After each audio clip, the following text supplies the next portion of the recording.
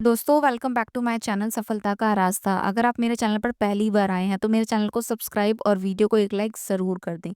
Let's begin. आज हम discuss करेंगे एसबीआई मैग्नम ग्लोबल फंड के बारे में। जैसा कि मैंने पहले भी डिस्कस किया है कि हमें इन्वेस्टमेंट्स ज़रूर करनी चाहिए, साथ ही अपनी इन्वेस्टमेंट्स को डाइवर्सिफाई भी ज़रूर करना चाहिए। तो यह एक ऐसा फंड है एसबीआई का जहाँ पर फंड मैनेजर का मेन थीम एमएनसी कंपनीज में पैसों को इन्वेस्ट करना होता है। एसबीआई का एसबीआई मैग्नम ग्लोबल फंड एक ओपन एंडेड फंड है। इसमें इन्वेस्टर कभी भी पैसों को इन्वेस्ट कर सकता है और कभी भी अपने पैसों को विड्रॉल कर सकता है। आपका पैसा लॉक नहीं होता। यह फंड 30 सितंबर 1994 को लॉन्च हुआ था। इस फंड का टोटल एयूएम साइज 5,992 करोड़ का है। यह फिगर 30 अप्रैल 2025 के अकॉर्डिंग है। इस फंड के फंड मैनेजर मिस्टर तन्मय देसाई जी हैं। इस फंड का जो एग्जिट लोड है वो 1% का है अगर 1 साल से पहले हम पैसों को विड्रॉल करते हैं। चलिए अब इस फंड के पोर्टफोलियो क्लासिफिकेशन को इंडस्ट्री वाइज समझते हैं। फास्ट मूविंग कंज्यूमर गुड्स में 25.99% पैसा इन्वेस्टेड किया गया है। ऑटोमोबाइल एंड ऑटो कंपोनेंट्स में 17.14% पैसा इन्वेस्टेड है। हेल्थ केयर में 16.43% पैसों को इन्वेस्ट किया गया है। कैपिटल गुड्स में 13.06% है। टेक्सटाइल्स में 8.49% पैसा इन्वेस्टेड है। केमिकल्स में 5.56% पैसा इन्वेस्टेड है। इंफॉर्मेशन टेक्नोलॉजी में 4.02% पैसा इन्वेस्टेड है।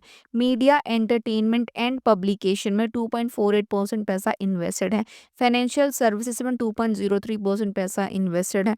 कंज्यूमर ड्यूरेबल्स में 1.37% पैसा इन्वेस्टेड है।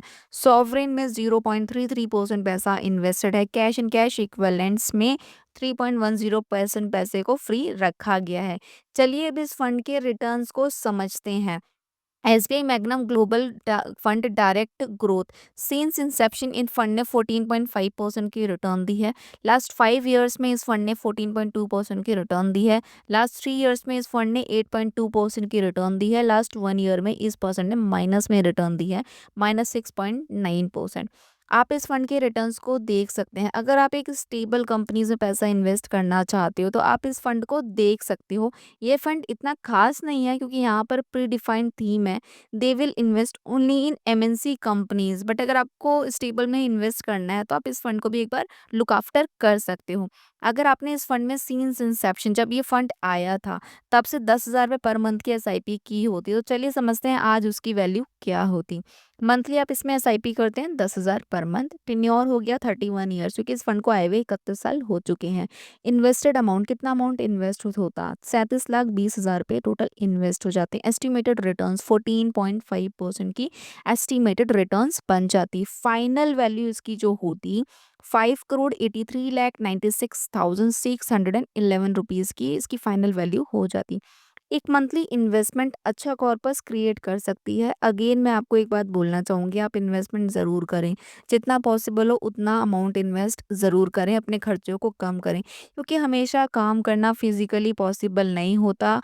जॉब हमेशा करना कॉर्पोरेट सेक्टर में पॉसिबल नहीं हो पाता और बिजनेस में भी उतार चढ़ाव चलते हैं। तो हमेशा अपने पैसों को भी काम पर ज़रूर लगाएं। नो डाउट शौक पूरे करें, बट ऐसा नहीं कि सारे पैसों को शौक में ही गवा दें। अगर आपको वीडियो अच्छी लगे तो मेरी वीडियो को एक लाइक ज़रूर करें। एक वीडियो बनाने में बहुत मेहनत होती है दोस्तों, और मैं वर्किंग भी हूँ, साथ-साथ वीडियो भी बना रही हूँ।